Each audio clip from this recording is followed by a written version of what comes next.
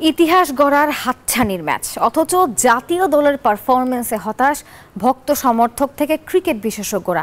বারবার এরকম হতাশা উপহার দিয়ে ক্রিকেটারদের কমিটমেন্ট নিয়ে প্রশ্ন তুলছেন তারা। সাবেক ক্রিকেটাররা বলছেন হেড কোচ ও সিনিয়র খেলোয়াড়দের নিয়ে এখন ভাবা উচিত ক্রিকেট বোর্ডের।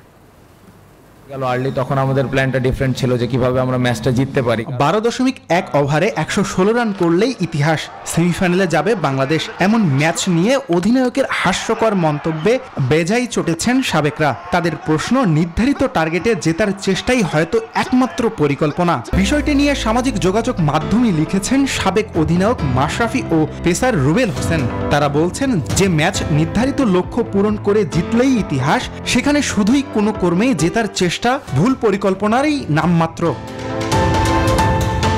এই নিয়ে ক্রিকেট ভক্তরাও চরম ক্ষুব্ধ ও হতাশ। বাংলাদেশে আজকে সেমিতে যাওয়ার তাদের যে উত্তেজনা বা মনের একটা ক্ষোভ, ওই জিনিসটাই ছিল না। খুবই আশাহত সবভাবে। নিয়মিত উইকেট পড়লেও এক সময়ে সেমিতে যাওয়ার স্বপ্ন দেখেছিল টাইগার ভক্তরা। তখন 19 বলে দরকার ছিল 43 রান। এমন সময়ে অভিজ্ঞ মাহমুদুল্লাহর চেষ্টা না করা কিংবা আরো আগে এক বল খেলে 0 রানে সাকিবের আউট, এগুলোতে যার পরনাই বিরক্ত সমর্থকরা। এমনকি বিসিবিকেও ধুয়ে দিচ্ছেন তারা। এই হাতুড়ের পরিকল্পনার জন্যই তো ম্যাচের এই অবস্থা। বাংলাদেশের বিসিবির এবং বিসিবির প্রধানের কারণেই বাংলাদেশ আগাতে পারে না। প্রত্যেকবারই ওরা আমাদেরকে হতাশ করে। সমালোচনার সারিতে যুক্ত হয়েছেন সাবেক ক্রিকেটাররাও। পরিকল্পনার ঘাটতি আর হেড কোচ হাথুরু সিং এর ভূমিকা নিয়েও প্রশ্ন করেছেন তারা।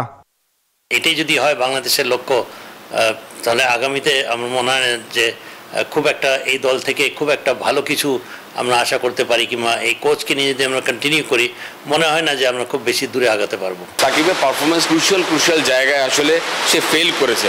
1000 কোটি টাকার মালিক বিসিবি, দেশের সবচেয়ে ধনী ক্রীড়া সংগঠনও। কখনো অধিনায়ক ইস্যু, আবার কখনো কোচ নিয়োগ, সঙ্গে দলের পারফরমেন্স, বোর্ডের পেশাদারিত্ব নিয়েও প্রশ্ন উঠেছে বারবার। আসমাউল মুত্তাকিন, নিউজ 24, ঢাকা।